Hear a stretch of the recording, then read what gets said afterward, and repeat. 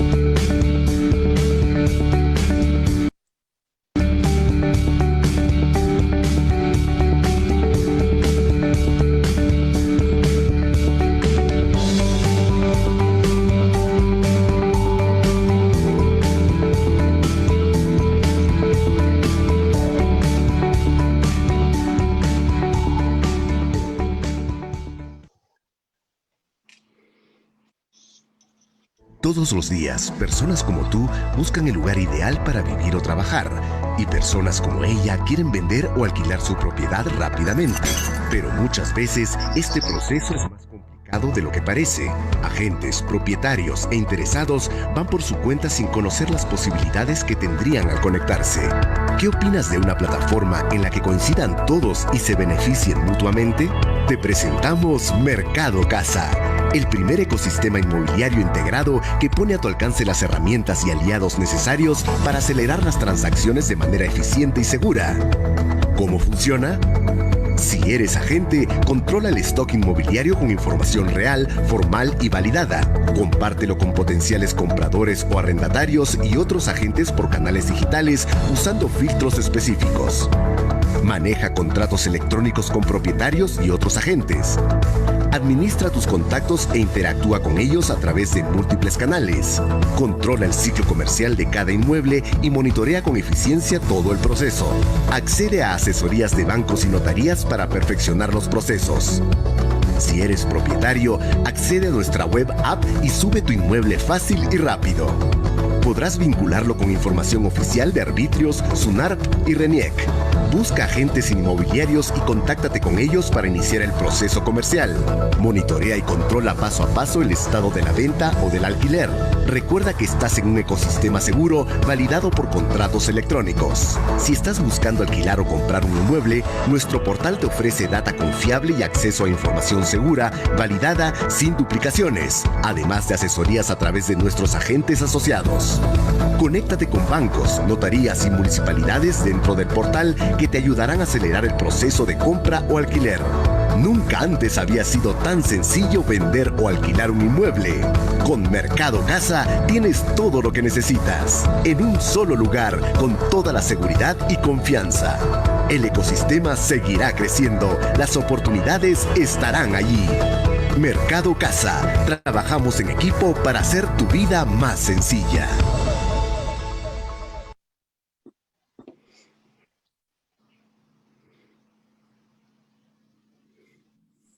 Muy buenas tardes con todos, los asociados y amigos y público en general que nos están viendo en esta...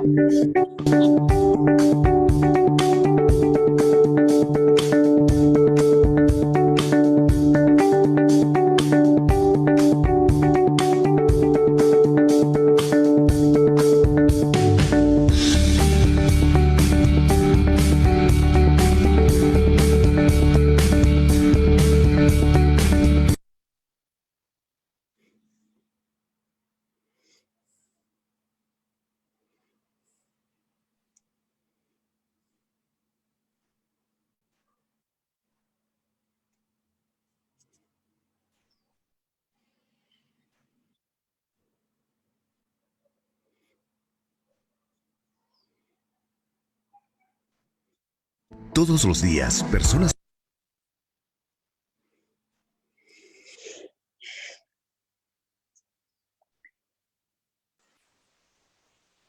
Bienvenido, buenas tardes, Carlos, ¿me escuchas? Sí, Listo, correcto, ahora sí podemos empezar. Ya le correcto, puse en mute al audio. magnífico.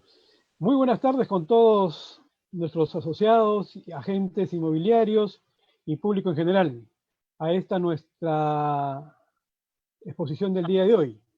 Hoy día vamos a tratar el tema de temas contractuales durante el COVID-19 y la solución de controversias contractuales, ¿no? Para efecto de esta exposición tenemos la participación del doctor Manuel Villagarcía.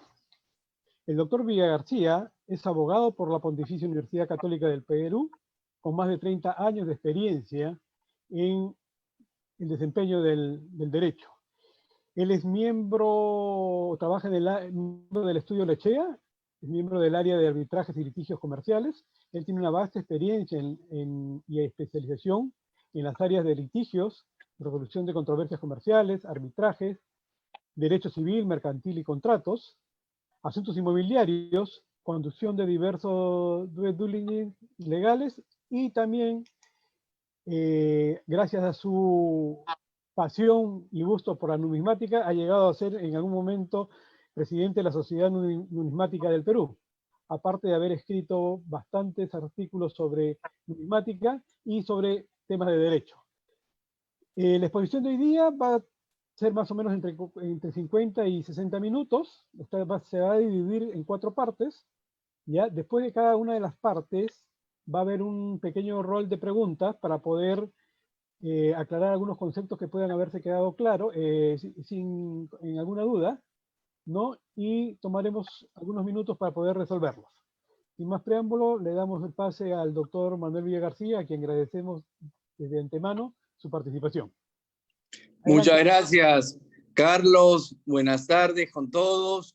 Deseándoles que todos estén bien por esta cuarentena y siguiendo resistiendo. Y por supuesto, muchísimas gracias a SPY por la invitación que nos permite esta tarde conversar sobre estos temas. Como bien mencionaba Carlos, vamos a tratar sobre temas contractuales dentro del COVID-19, específicamente sobre el contrato de arrendamiento de un local comercial y las soluciones a las controversias que puedan darse. El primer tema dentro de estos, como no, tenemos que partir por el ABC, es el contrato de arrendamiento del local comercial. En toda relación privada, entre 2 o más partes, lo que va a regir siempre es el contrato. Y por eso es fundamental que cuando nos sentamos a negociar un contrato, tengamos el debido cuidado, no solamente de regular lo que es materia en sí del contrato, en este caso puede ser un inmueble para un restaurante, sino también pensar que si ese negocio, esa relación comercial va mal, ¿ante quién la vamos a resolver? Es muy, muy importante. Quiero, para facilidad de todos, ya sabemos que es arrendador y arrendatario, pero para facilidad de todos y que no nos equivoquemos, llamaremos mejor, por un lado, al propietario, que como sabemos es el arrendador, y por otro lado, al arrendatario. Así que nos referiremos al propietario y al arrendatario. Como ustedes saben, este contrato está regulado en el Código Civil, pero es supletorio en todas sus normas en lo que no esté regulado en el mismo contrato. Estos contratos, por cierto, pueden ser por escritura pública, con firmas legalizadas ante notario o simplemente por un papel, ¿no? ¿Y qué pasa si no tengo un contrato escrito? ¿No habrá contrato? Claro, siempre habrá un contrato. Este será un contrato verbal y todo dependerá de un tema de probanza, de que cómo demostramos de que ese contrato verbal existe. Y es muy fácil a través de correos electrónicos, de los recibos, por el pago de la renta, etc. Entonces, este primer tema inicial, repito, es fundamental para llevar una buena relación entre las partes. El segundo tema es el contexto del COVID-19 y el mandato del Estado. Sin duda alguna, esta pandemia que está afectando en todo el mundo nos sorprendió a todos. De la noche a la mañana se aplicó la cuarentena y se suspendieron muchos de nuestros derechos constitucionales. Por ejemplo, la libertad y seguridad personal, la inviolabilidad del domicilio, la libertad de reunión y de tránsito por el territorio. En efecto, el domingo 15 de marzo del 2020 se publicó en el peruano el Decreto Supremo 044-2020 de la PCM, que declaró el estado de emergencia nacional. Y dentro de este contexto, a mediados de abril, la ministra de Economía señaló que estaban evaluando expedir una norma sobre el pago de alquileres, pero esta norma no se concretó. Y la ministra indicó, y aquí soy literal, que había que ser muy prudentes para no afectar la cadena de pagos, ya que los gastos de unos, el arrendatario, son ingresos para otros, el propietario. ¿Y qué tenemos ahora? Que frente a la posición del Ejecutivo, el día de hoy, en el diario Gestión, en gran titular, nos ha recibido indicando, leo literal, Congreso avanza en su pretensión de congelar todo tipo de deudas, dentro de lo cual se encontrarían los arrendamientos. En mi opinión, si el Congreso aprobara esa ley, sería claramente una intervención ilegal e inconstitucional en contratos entre privados. Fíjense ustedes, muchos dicen que cuando uno invoca la Constitución uno no tiene razón, pero la invoco en este caso porque el artículo 62 de la Constitución es muy clara. Es muy breve además y muy claro. Dice, la libertad de contratar garantiza que las partes pueden pactar válidamente según las normas vigentes al tiempo del contrato.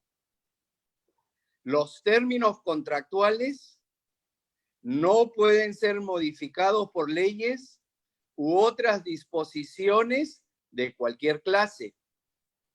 Los conflictos derivados de la relación contractual solo se solucionan en la vía arbitral o en la judicial, según los mecanismos de protección previstos en el contrato o contemplados en la ley.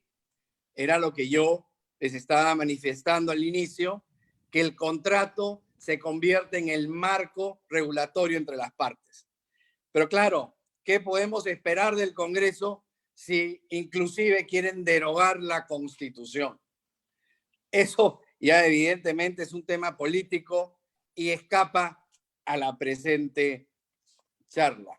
No sé, Carlos, si quieres hacer un comentario en estos primeros dos temas introductorios. Sí, en este momento abrimos un par de minutos para poder recibir algunas preguntas y comenzaríamos de repente con un hecho que se está dando, Manuel, y te comento, ¿no? Si bien es cierto, la ley, no hay ninguna ley en estos momentos que limite el cobro de los alquileres, ya hay en la práctica unas conversaciones que se están dando a nivel de arrendatarios y arrendadores y se están llegando a acuerdos para disminuir los montos de los alquileres. ¿Ya esto cómo se contempla y cómo le podemos dar una fuerza y seguridad jurídica a estos acuerdos que se están dando, ¿no?, entre las partes? ¿Y cuál es su impacto en el tema tributario?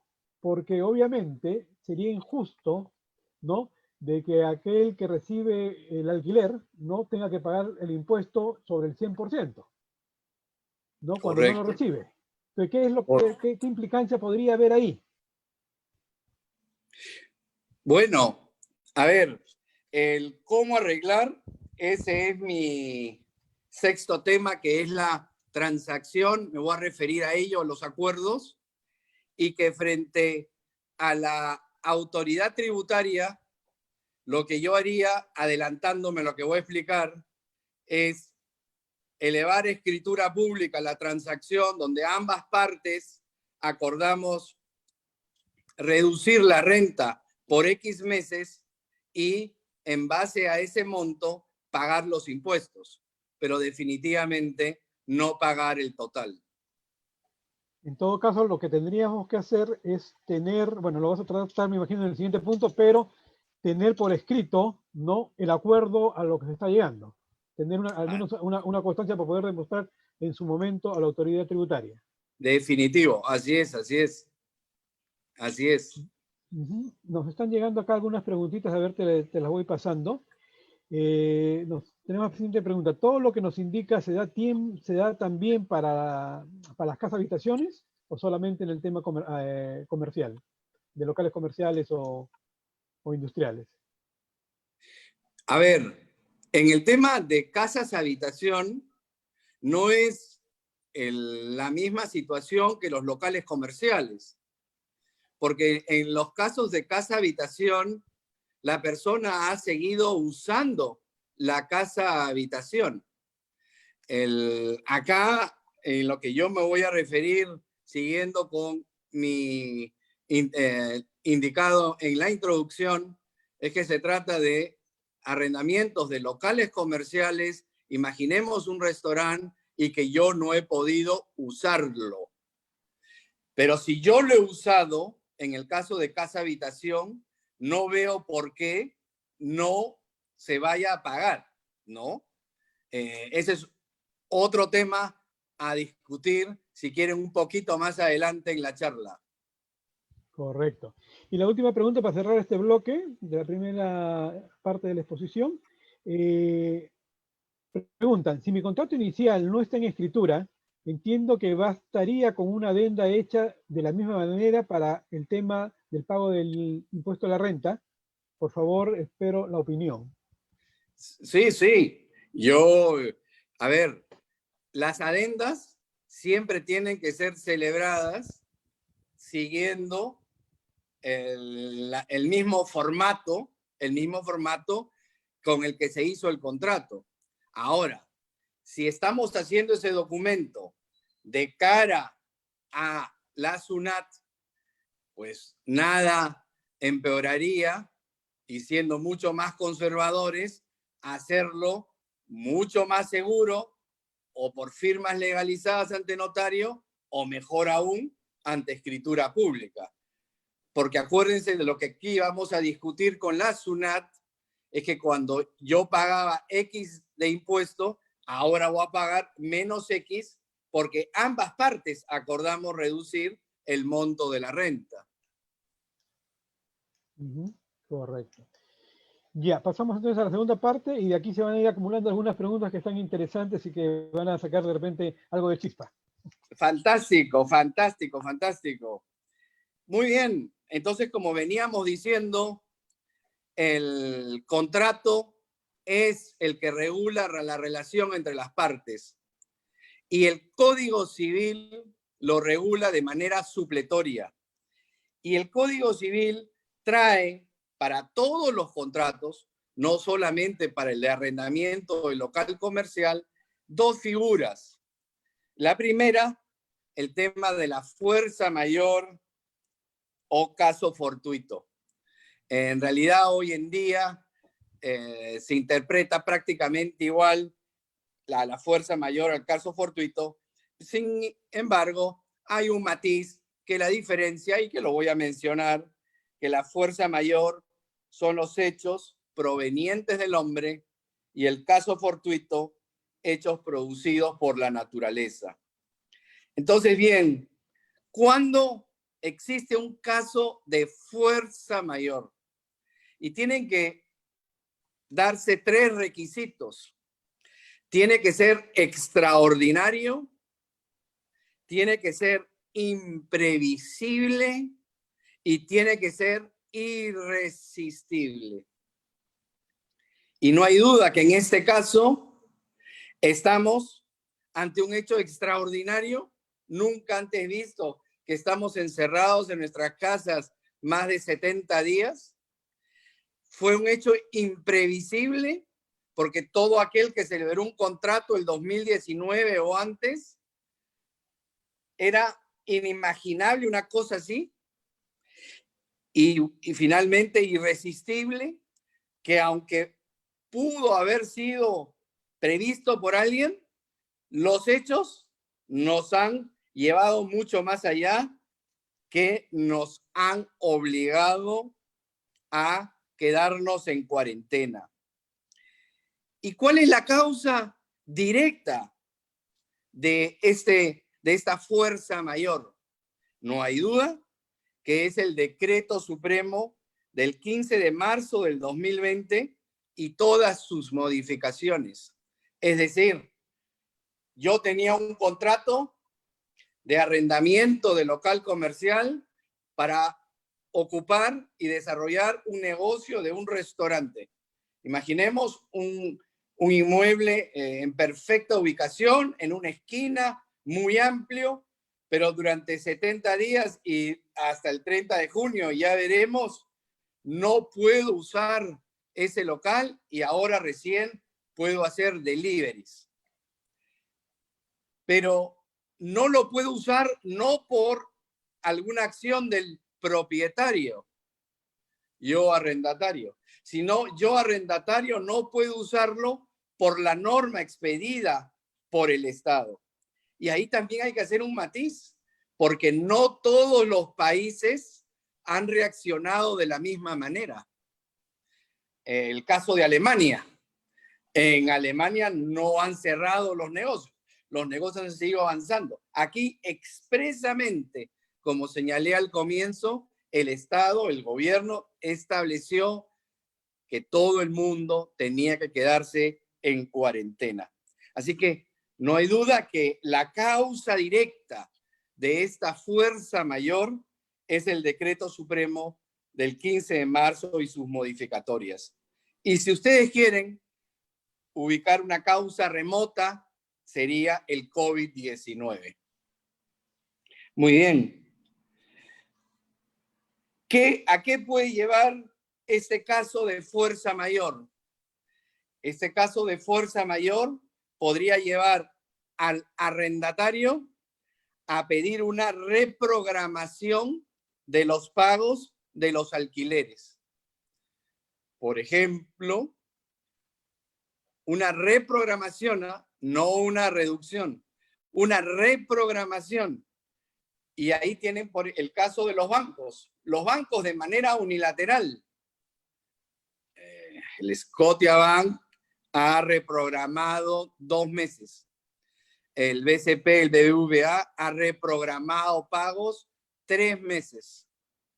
¿No? Y esto de manera unilateral, para que ustedes vean lo complejo de esta situación y que ya muchas empresas en diversos rubros empiezan a plantear cosas así. Y la segunda figura es la excesiva onerosidad de la prestación. Excesiva onerosidad de la prestación. ¿Y cuándo se da? También por acontecimientos extraordinarios e imprevisibles, siguiendo el concepto de la fuerza mayor. Y en este caso, al plantear la excesiva onerosidad de la prestación, lo que en buena cuenta podrá hacer el arrendatario es pedir una reducción del monto a pagar de la renta. Imagínense ustedes, y seguimos con el caso del local comercial de un restaurante. ¿Qué tenemos? Por un lado, al propietario que cumplió en noviembre del 2019, por decir algo, cumplió con entregar el inmueble al arrendatario. El arrendatario tiene en su posesión el inmueble desde noviembre del 2019 y ha venido usando el inmueble como restaurante todos estos meses, hasta que el 15 de marzo el Estado le dijo, cierra, ya no puede seguir atendiendo. Entonces, estamos justamente en la figura que el arrendatario podría pedir una reducción del alquiler y si esto no es posible, nos llevará, como indica el Código Civil, a una resolución del contrato. Entonces, nuevamente estaremos acá a lo que establezca el contrato. Hemos visto hace poco en nuestro estudio un caso de una playa de estacionamiento, donde se dijo que pasara lo que pasara, tenía el arrendatario igual que tener que pagar igual la renta. Entonces, hay casos en que sin querer queriendo previeron y hay cláusulas que se aplican. En el caso, repito, que el contrato no diga nada, estas dos figuras de la fuerza mayor y la excesiva onerosidad de la prestación se aplican supletoriamente y ayudarán a las partes a buscar un arreglo, como lo veremos en los siguientes puntos. Carlos. Correcto, gracias. A ver, una pregunta, la primera pregunta, Manuel. Estos dos conceptos, el de fuerza mayor y el de excesiva onerosidad de la prestación, ¿tienen que estar juntos en el momento o puedes invocar uno y no el otro o puedes el segundo solamente? Así es, de manera independiente.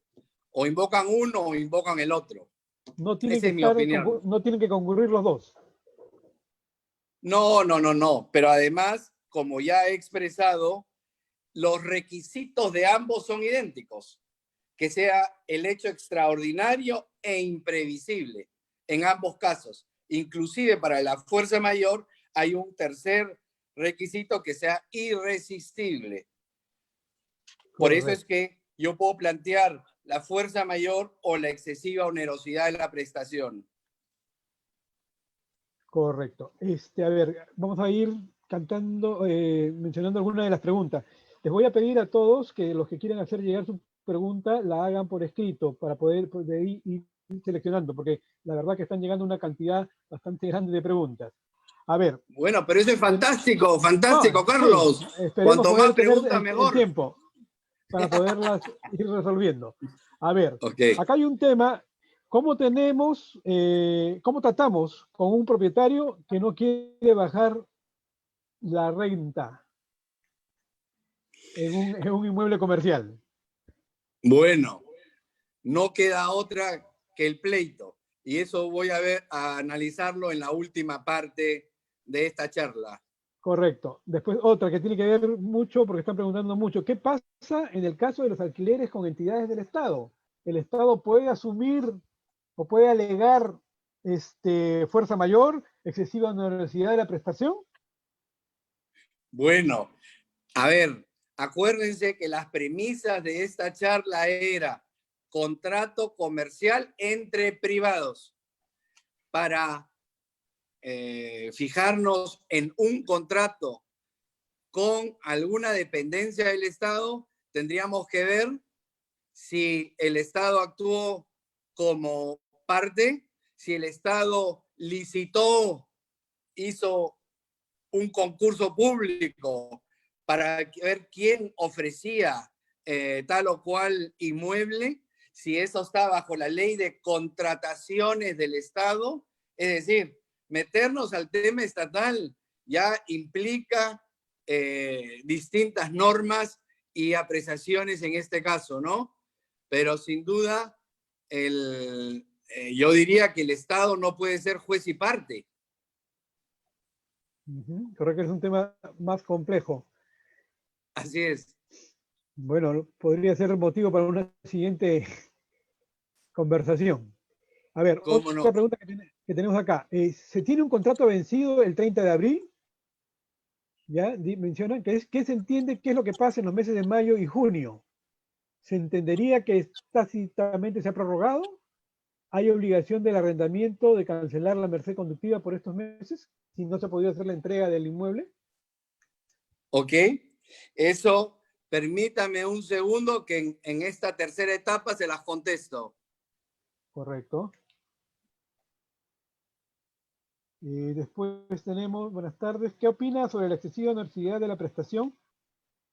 Bueno, esto ya creo que ya las has contestado sobre los requisitos para la excesiva onerosidad de la prestación. Después, ¿qué más tenemos acá? Una pregunta más sobre alquileres al Estado. ¿Puede cobrar el monto de alquiler? Lamentablemente, y este es un comentario aparte, personal mío, todo contrato con el Estado tiene sus problemas. Y lamentablemente es lo que yo siempre he dicho y he escrito, así que no es nada nuevo, que es la cultura del no pago.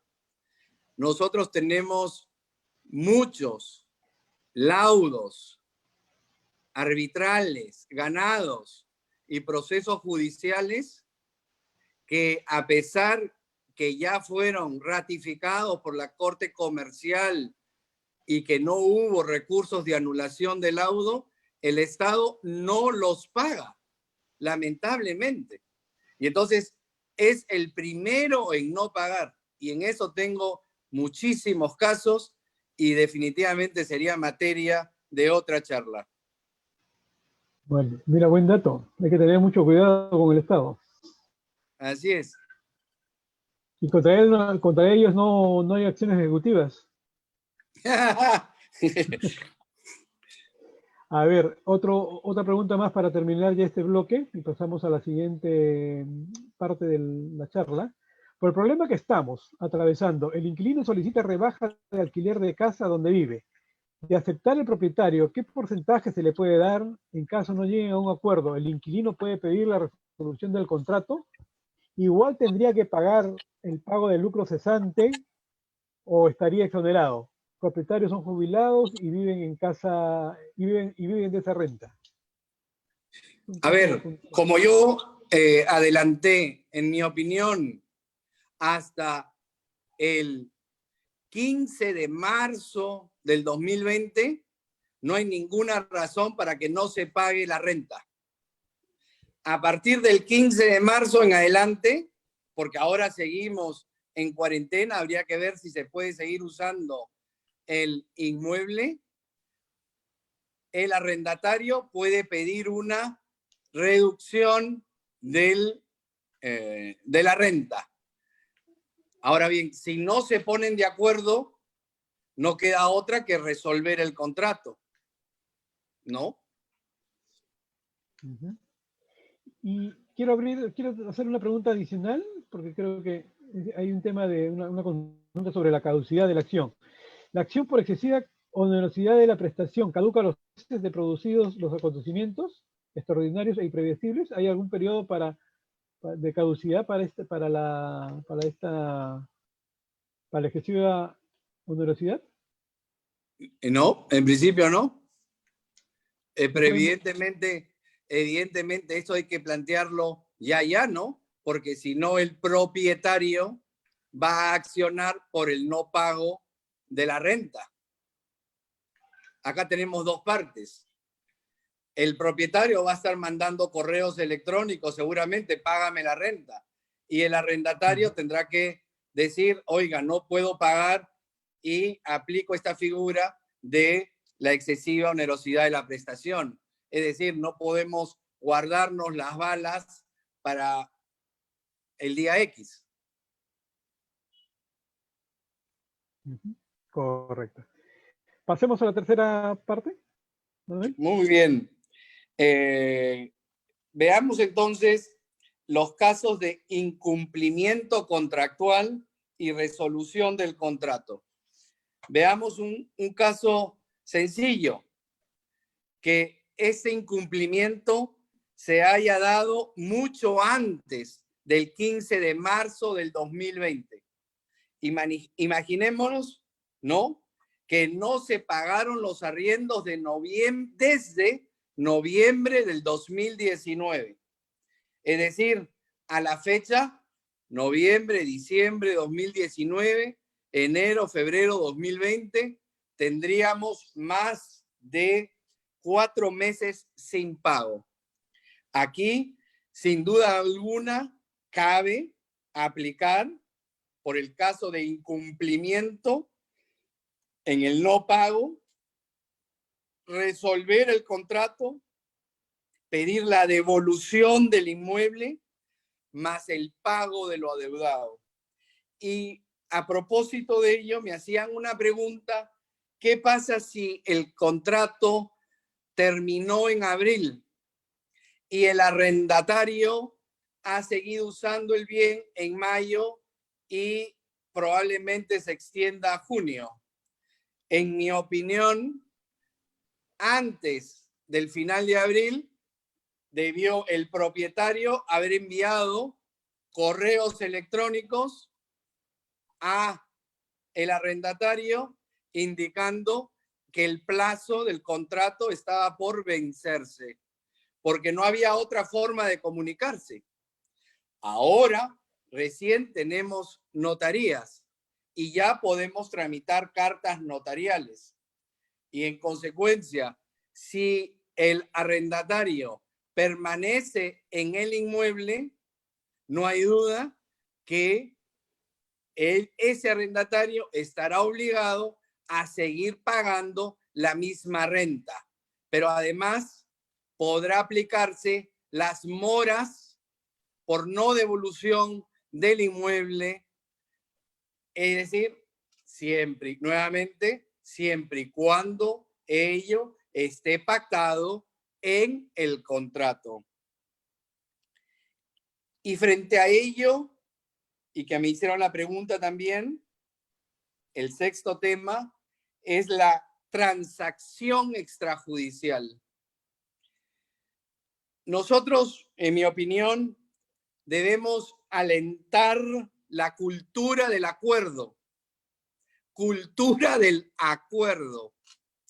Acordémonos el dicho que dice: más vale un mal arreglo que un buen juicio. ¿Y qué implica una transacción? Que, por cierto, también está regulada en el Código Civil. Es el acuerdo de ambas partes o todas las partes del contrato para terminar, solucionar un asunto controvertido. Fíjense qué interesante. Tiene la calidad de una sentencia. Es el valor de cosa juzgada. ¿Y eso qué implica? Que luego de celebrada la transacción, las partes ya no pueden retroceder ni demandar sobre el mismo tema. Es decir, había un problema con la transacción, las partes se pusieron de acuerdo y terminó ese conflicto y ambas partes siguen con su relación comercial o la terminaron por la transacción, ya veremos. Y algo muy importante, solo los derechos patrimoniales son materia de una transacción y dentro de ello, qué duda cabe, se enmarca el contrato de arrendamiento.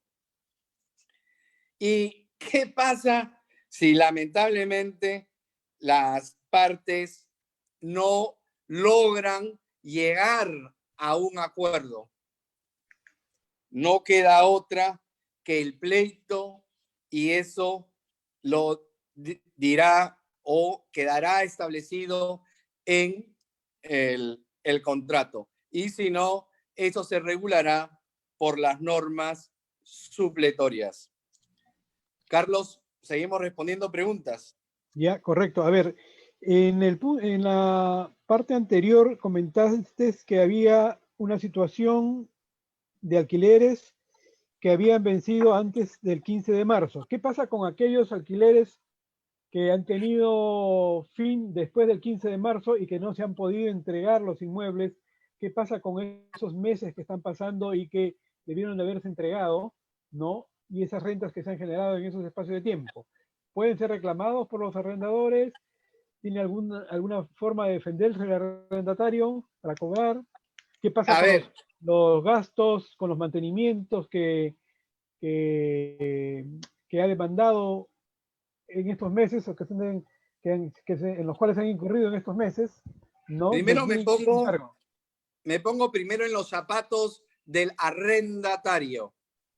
Y digamos que el contrato concluyó a fines de marzo.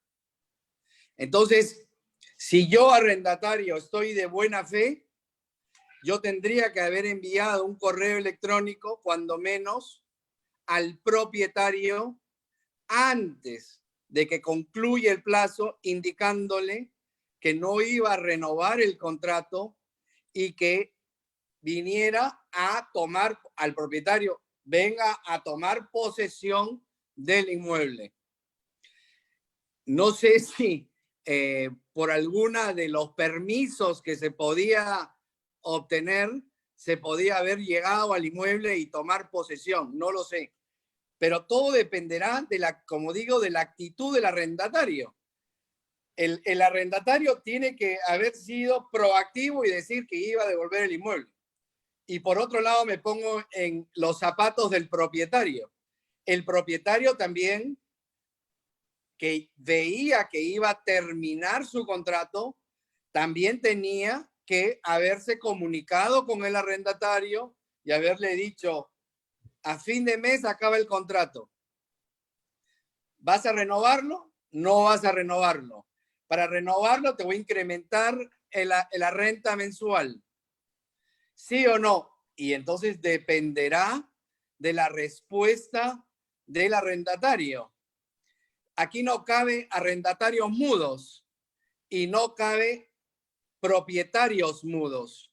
Y dependiendo de cómo hayan actuado, si no hubieran un acuerdo, definitivamente esto lo verá un juez o lo verá un árbitro. Pero todo esto es tema de probanza. ¿Con qué actitud actuó cada parte, no? Acá hay una pregunta que tiene que ver nuevamente con el tema de la excesiva onerosidad de la prestación y se refiere a que ¿quién determina la excesiva onerosidad? Me imagino que el árbitro, el juez, si es que llegas al litigio. Muy bien, gracias por la pregunta. Eso también es parte del último tema, pero lo adelanto. Efectivamente, primero, acuérdense, es la relación directa entre las partes. Las partes pueden acordar todo, incluido, por cierto, la reducción en el monto de la renta. Y si no hay acuerdo, el arrendatario puede ir al juez o al árbitro. Habrá que ver qué jurisdicción pactó en su contrato y pedirle que establezca la reducción del caso. Y para eso habrá que probar, habrá que decirle: si el propietario hubiera tenido ese inmueble, y seguimos con el ejemplo del restaurante en una super esquina, el propietario tampoco hubiera podido usarlo. Yo, juez arrendatario, no lo he podido usar, pero lo he tenido. Estoy dispuesto a pagar parte de la renta.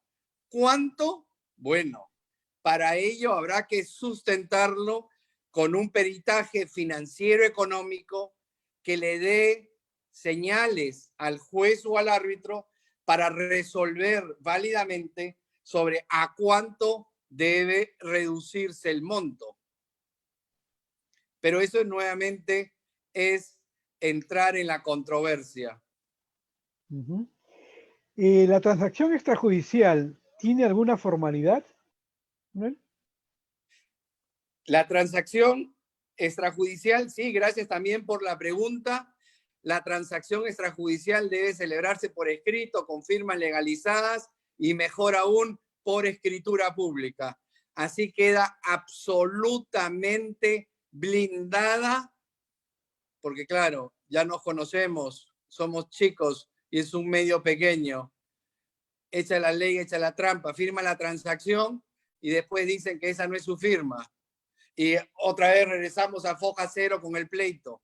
Entonces, es fundamental, la transacción siempre debe estar por escrito y es bueno legalizar las firmas o mejor aún, como he dicho, elevarla a escritura pública.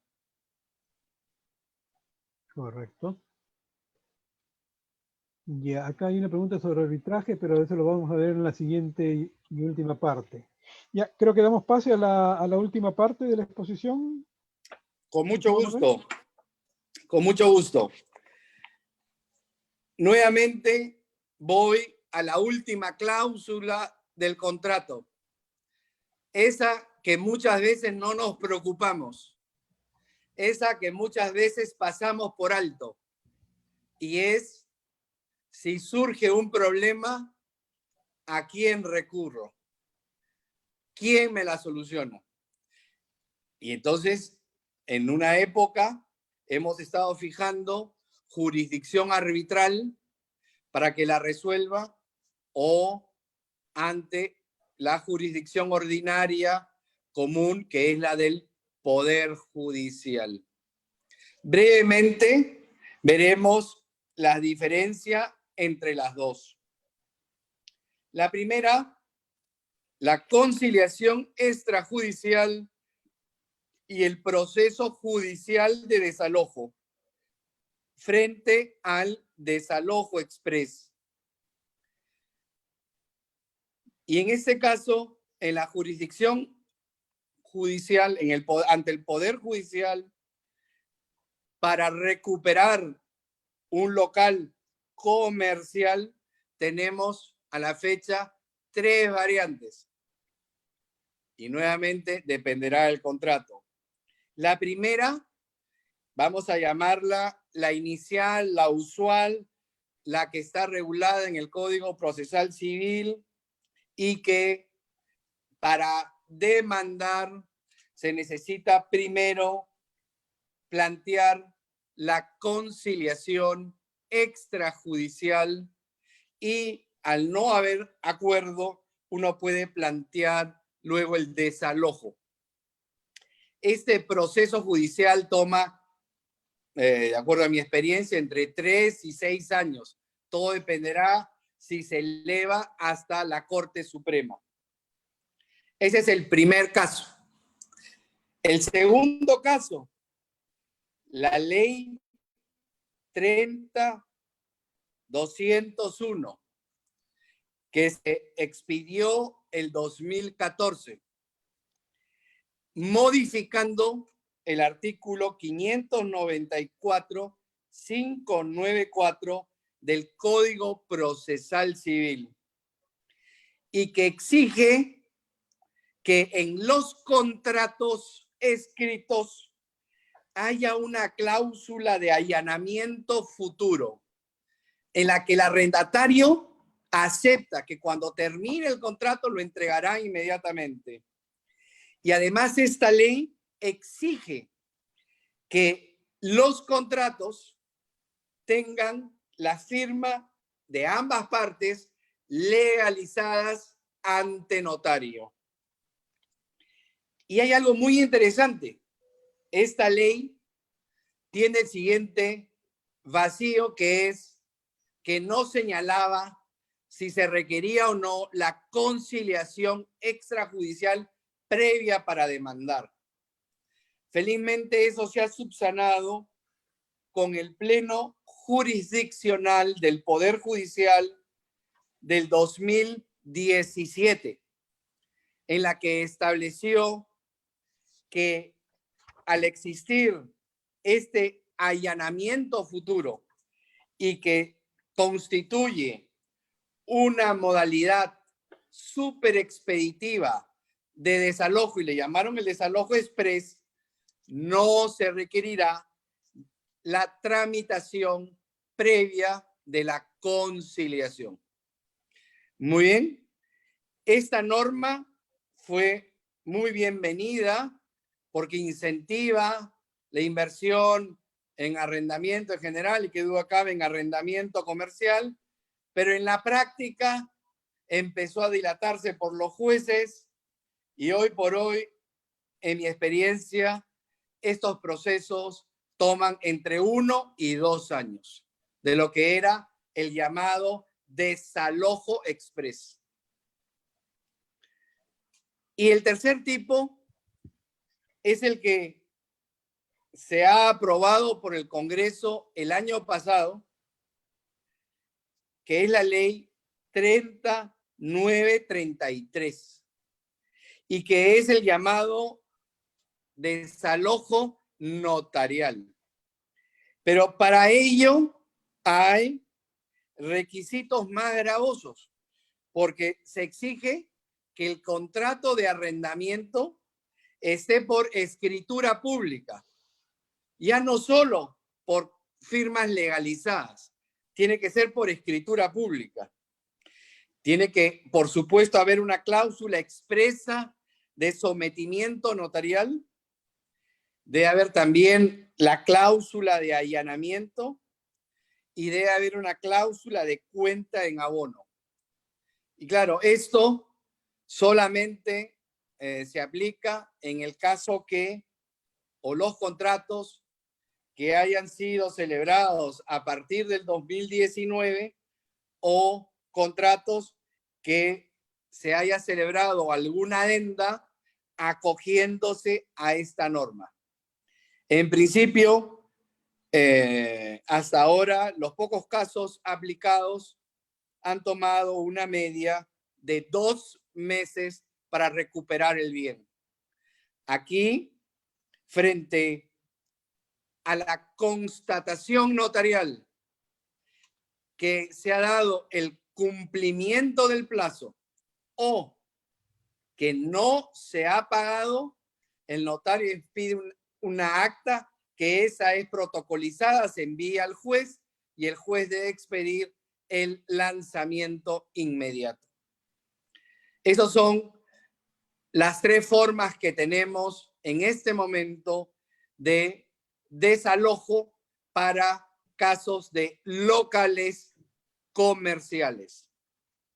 Y frente a ello, en el caso que se haya pactado la jurisdicción arbitral, tenemos dentro de eso 2 tipos de arbitrajes, como ustedes saben. El arbitraje institucional o el arbitraje ad hoc. Y el arbitraje institucional no es sino aquel que, además de la ley de arbitraje, sigue los reglamentos de un centro de arbitraje.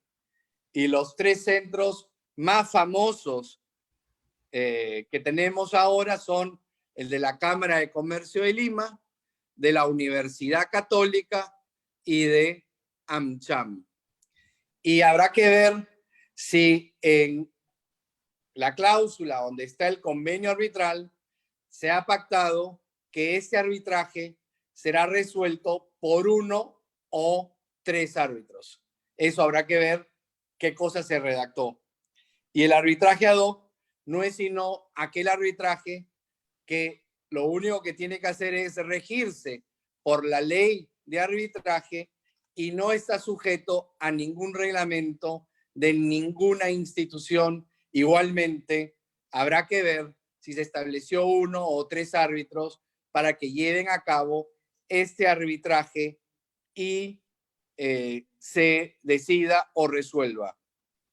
Si me preguntan si en este momento tengo que patrocinar y hacer un contrato de arrendamiento de local comercial, sin duda sugeriría seguir la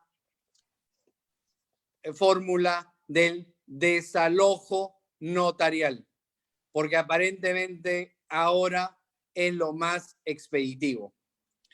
Claro está que, y eso también deben saber, que desde el 15 de marzo están suspendidos todos los plazos en el Poder Judicial. Y esos plazos van a seguir suspendidos, ya dijeron, hasta el 30 de junio. Nunca antes hemos tenido que durante 3 meses y medio los plazos han estado suspendidos. Y nadie nos garantiza que en el 30 de junio se van a levantar y van a empezar a trabajar. Es verdad que el Poder Judicial ha creado salas virtuales y que se pueden ir presentando escritos, pero ¿de qué sirve, me pregunto yo, si los plazos no corren? Si no hay quien notifique a la parte contraria. Y lo mismo está pasando en algunos centros de arbitraje. Definitivamente, por ejemplo, el Centro de Arbitraje de la Universidad Católica ha señalado que la suspensión de los procesos arbitrales continuará hasta el 30 de junio. Sin embargo, ha dicho que está haciendo un protocolo para reactivar los arbitrajes. Y en el caso de la Cámara de Comercio de Lima, ya estableció que los arbitrajes continuarán y todo dependerá del acuerdo de las partes. Carlos, escuchemos las preguntas. A ver, una pregunta con respecto al tema de los plazos. ¿Significaría esto, Manuel, de que hoy día estamos en un corte total en cuanto a plazos? Recién todo se va a reactivar a partir del día que suspendan la suspensión y que las labores se reactiven nuevamente para comenzar a contabilizar plazos. Mencionamos plazos respecto al Poder Judicial o a los arbitrajes. No quiere decir nada que eso tenga que ver con los plazos del contrato. Si venció el plazo del contrato, las partes tendrán que ser proactivas y decir, lo renuevas, me lo devuelves, ¿qué va a pasar? A esos plazos no me refiero. Me refiero a aquella persona que en ese momento quiera iniciar, por ejemplo, una demanda de desalojo express y deba saber que nada va a caminar hasta julio y ya veremos, porque no hay Poder Judicial, tenemos los plazos del Poder Judicial suspendidos. Correcto. Ahorita vamos a abrir unos 2 minutos para recibir preguntas, ¿no? Y porque tenemos como 15 minutos más o menos, 15 a 20 minutos para poder hacer una rueda de preguntas. Encantado. Para conversar un poco más. Mientras tanto, hay una pregunta o una inquietud que tengo personalmente. ¿Qué es lo que está pasando? O más que nada, no es qué es lo que está pasando. ¿Qué hacer? Porque se están presentando casos, y he conversado con muchos colegas sobre eso, de que en algunos edificios, sobre todo en nuevos alquileres que se están negociando, ¿no? Las juntas de propietarios están negándose al ingreso para ir a visitar los departamentos que están desocupados. ¿Pueden las juntas de propietarios objetarse a eso? ¿Se podría poner alguna denuncia contra la junta de propietarios? ¿Eso atenta contra el derecho del propietario? ¿Qué nos podrías comentar sobre ese tema, Manuel?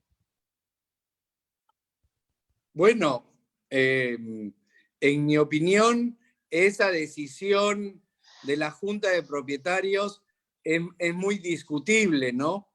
Pero la verdad es que las normas de cuarentena hasta ahora no han hablado de nuevos contratos de arrendamiento de vivienda o locales comerciales.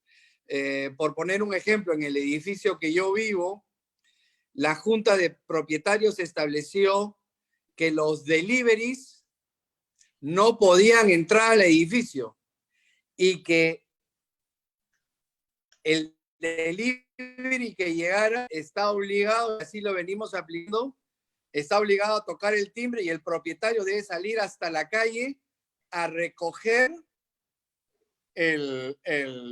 lo que haya comprado, y hemos hecho todo un protocolo con una bandeja para que pasar los zapatos y ponernos alcohol, etcétera. En realidad, para protegernos todos de este lamentable virus. Entonces, pero llegar a que yo no pueda ver mi inmueble siendo propietario me parece un exceso. Ahora, lamentablemente, no hay a quien reclamar, como he dicho, porque no hay jueces. Los plazos judiciales están suspendidos. ¿Qué tocaría? Pues enviar una carta notarial. Ya hay notarios. Y dejar constancia que esos acuerdos implican un daño. Y claro, ese daño no basta decirlo, habrá que cuantificarlo. ¿Y cómo se cuantifica? Con un experto. Correcto. A ver, una consulta acá. Si es un local comercial que venció el año pasado, pero por su buena relación y descuido, diría yo, no firmaron la renovación del contrato. Cabe mencionar que los pagos están al día hasta marzo. Ahora el propietario tiene 2 meses de garantía y no... me faltó el resto de la pregunta. A ver. Vamos por otra, Manuel, discúlpame. De repente está por ahí las imágenes. Me han mandado, no, es que me han mandado algunas preguntas por el WhatsApp, ya que vienen del Facebook. A ver, acá hay una que tiene relación también con el tema de juntas de propietarios o condominios. Me están obligando el condominio de playa para poder alquilar, ya que el arrendatario y su familia cuenten con una prueba de COVID negativas. ¿Pueden asumir estas prerrogativas la Junta de Propietarios? ¿Exigir que cumplan con esas formalidades? Nuevamente, es la Junta de Propietarios que toma decisiones para proteger a todo el conjunto. El que no esté de acuerdo primero tendría que intervenir en la asamblea donde se propuso ese tema y habría que oponerse, pero eso es pelearse ya con todos sus vecinos de la playa. Claro. Correcto. Otra pregunta. El contrato termina el 27 de junio y se le envía carta notarial que no desea seguir alquilando el inmueble. ¿Qué pasa? No pagó desde el 15 de marzo. Se le propone devolverle la garantía con tal que se vaya. ¿Sería lo más recomendable o se puede iniciar la acción judicial por el cobro de esos alquileres posteriormente cuando se reanude? En la pregunta dice que el 27 de junio termina el contrato. Sí. Ok. Pero no ha pagado. No ha pagado los meses anteriores. Así es. Bueno, acá hay dos temas bien claros. Uno es el final del contrato por el plazo. Ese es un problema jurídico. Y el otro problema es que los últimos 3 meses no me pague la renta. Uno, respecto a lo primero, no hay duda que yo envíe una carta notarial con anticipación diciéndole, señor, el 27 de junio acaba el contrato, no lo voy a renovar, por favor me devuelve el inmueble. Y respecto a lo segundo, como en los zapatos del propietario, por supuesto yo le voy a cobrar esa renta y no le voy a devolver la garantía hasta que me devuelva el inmueble, hasta que yo, propietario, tenga el inmueble y vea en qué condiciones me lo está devolviendo. Porque de repente tiene 2 puertas rajadas, etcétera, como a veces ha ocurrido, y yo tengo que utilizar el monto de la garantía para cubrir esos daños y no para cubrir los meses de renta no pagados. Ahora, en el otro lado de la moneda, si yo me pongo en los zapatos del arrendatario, yo podré contestar a la carta notarial al 1, sí, le devuelvo el inmueble. Al 2, no voy a pagar la renta completa por A, B, Z razones. Y le invoco establecer una reducción en tanto y que ese monto sería lo que yo voy a pagar. Ese dicho del arrendatario ya sabemos que está sustentado por el contrato o supletoriamente por el Código Civil en la figura de la excesiva onerosidad de la prestación, donde el arrendatario está invocando, por favor reduzca porque usted es consciente de que yo no he podido usar mi inmueble para el restaurante. Entonces, esa sería mi respuesta vista desde ambos lados de la moneda. Correcto. Gracias, Manuel. Otra pregunta, a ver. Si el arrendatario resuelve el contrato anticipadamente por no poder seguir pagando la renta, ¿cómo podría ser la entrega del inmueble si el casero no puede o no quiere recibirlo? Una vez desocupado el inmueble, ¿se le podría enviar las llaves al domicilio contractual o dejarlas en custodia ante el notario, comunicándole que ahí se encuentran a su disposición? ¿Podría ser una forma de hacer la devolución, la entrega? Por supuesto, totalmente de acuerdo. Acuérdense que hoy por hoy ya existen notarios. En consecuencia, se puede enviar una carta notarial señalando que por esta cuarentena resulta imposible seguir adelante con el contrato y que no queda otra que resolverlo para no perjudicar a ambas partes, y le envía una carta notarial poniéndole a disposición el inmueble. Si el propietario se hace el gracioso y quiere unos soles más y no contesta, etcétera, por supuesto, el arrendatario puede enviar una segunda carta notarial indicando que como no hay poder judicial, porque los plazos están suspendidos y no es factible llegar ahora al poder judicial con las llaves han sido puestas en custodia ante el notario Pepito Pérez. Y entonces el notario te extiende una certificación de que efectivamente es poseedor de las llaves. Y esa certificación lo adjuntas a la carta notarial. Y cuando haya poder judicial, inclusive podrás llegar aún más allá y hacer inclusive una consignación judicial del inmueble. Correcto. Otra pregunta. ¿Qué modalidad de cláusula de desalojo sugieres para el alquiler para departamentos de personas naturales? Bueno, igual, en ese momento el desalojo notarial, que es el más exprés de todos. Ahora, repito, de nada vale un contrato si en el Congreso, que están actuando populistamente de cara a las siguientes elecciones del próximo año, quieren limpiar de un porrazo todo lo que se ha pactado en el contrato. Yo espero que esa ley no se promulgue. Correcto. Hay una pregunta acá. En el caso de una propietaria que falleció en este periodo de pandemia, no hace un mes, y la inquilina no paga desde febrero, recién será la sucesión intestada. ¿Qué hacer durante este tiempo y con el inquilino moroso?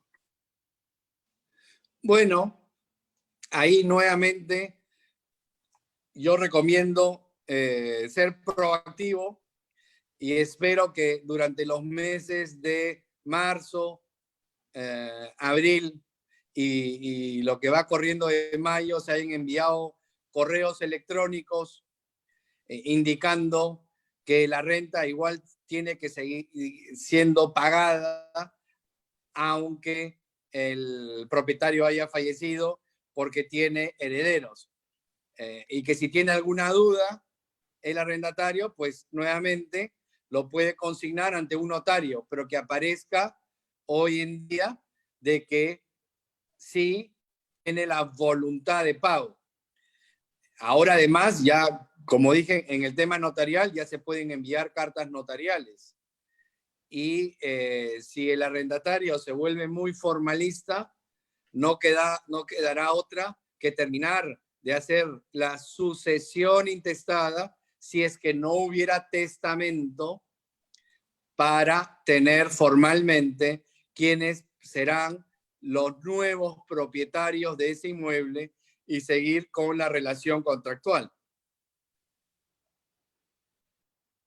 Listo. Hay un tema que tiene que ver, una pregunta que tiene que ver con el tema de mudanzas.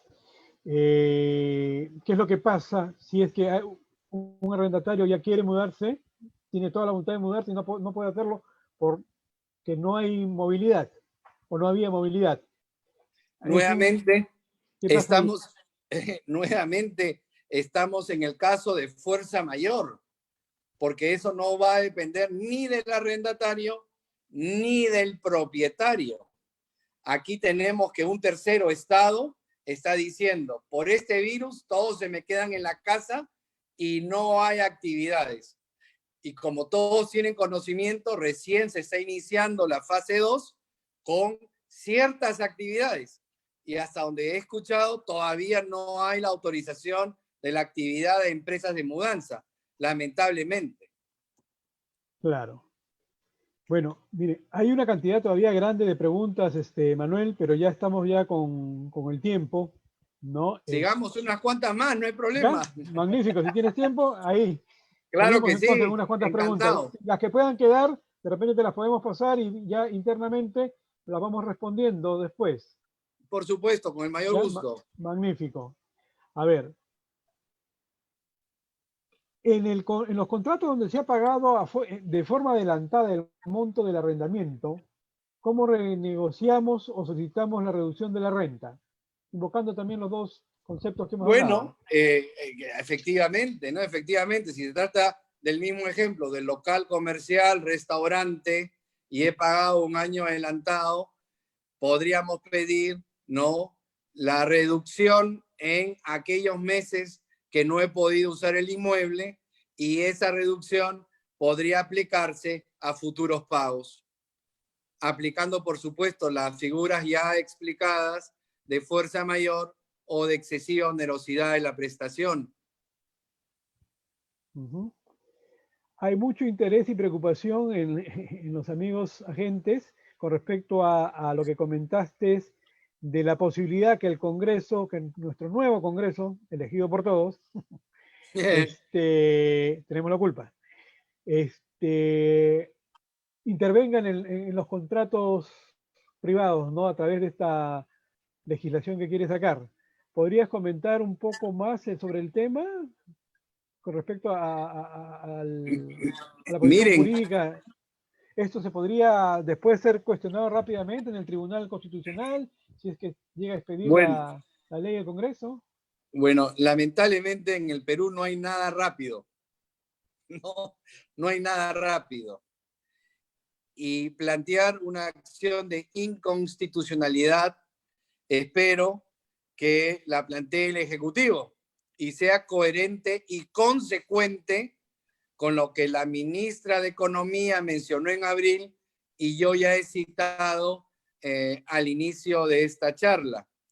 Acuérdense también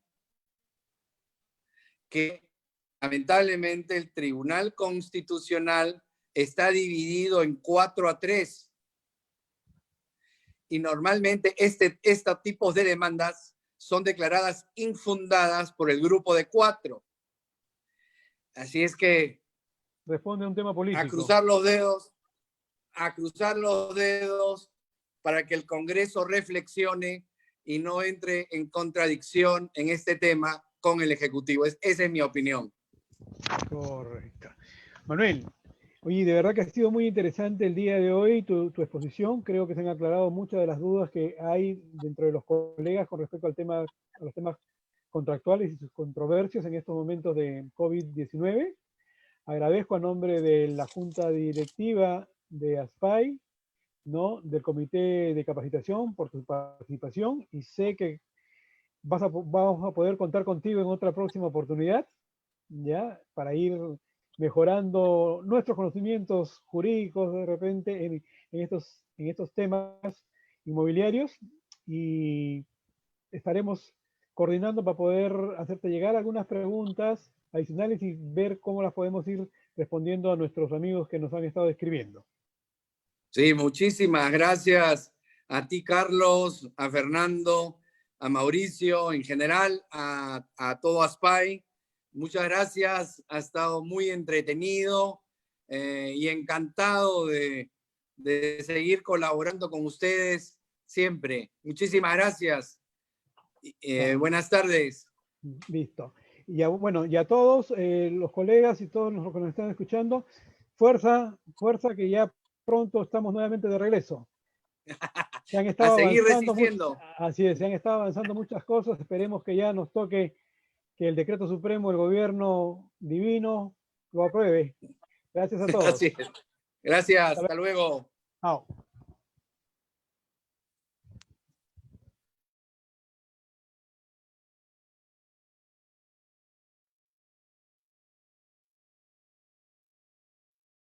Todos los días, personas como tú buscan el lugar ideal para vivir o trabajar, y personas como ella quieren vender o alquilar su propiedad rápidamente.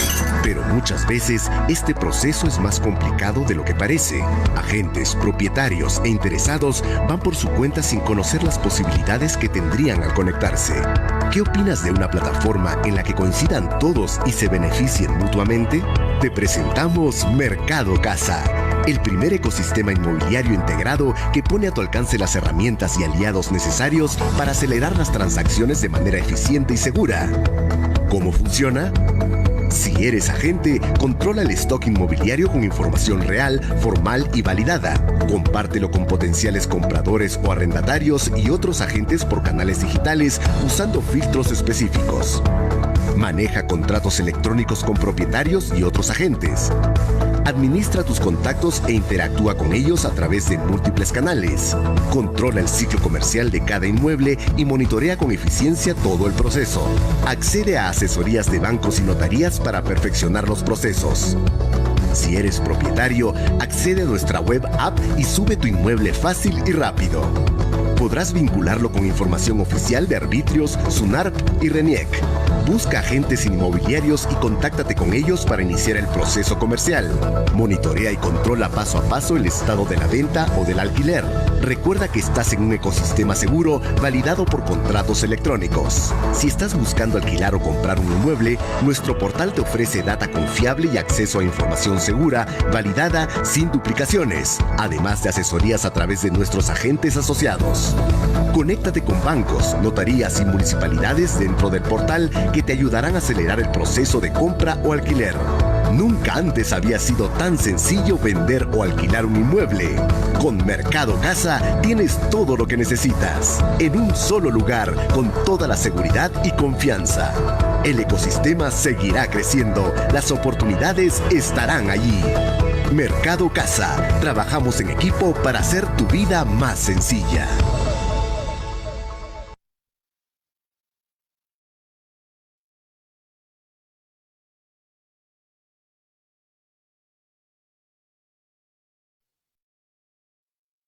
Gracias, Mauricio.